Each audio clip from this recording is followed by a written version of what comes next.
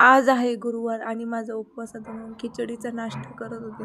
नंतर कपडे धुवून ठेवले होते ते सुकत टाकायचंच काम करत होते. म्हणलं हा टेबल आहे डायनिंग टेबल. म्हणलं तो आज पुसून घ्यावं कारण की खूप दिवस झाले तो साफसफाई केलीच नव्हती.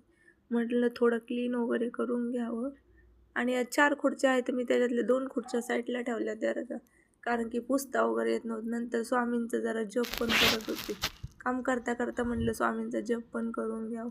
थोडा वेळ भेटला मला एकसारखी कामं करायला नाही आवडत. 10-15 मिनटं काम केलं तर 10-15 मिनटं ब्रेक पण घ्यायला आवडतं बरं का. म्हणून ब्रेक घेता घेता म्हणलं गुरुवारचा उपवास आहे जरा स्वामींचे नामस्मरण करावं. ते पण करत होते आणि हे बेडचा वरचा भाग आहे ते पण पुसून घेत होते. म्हणलं ते पण पुसून घ्यावं अगोदर.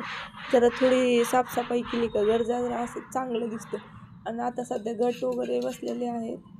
जेवढं वरवरचं होतं म्हणलं तेवढंच करावं. अगोदर तर आपली साफसफाई झालेलीच आहे. पण डस्ट यायला काय टाईम नाही लागत. आमचं घर असं आहे की तिथनं सगळं रस्त्यावरची धूळ पार घरातच शिरून बसते. एवढं हवेला घर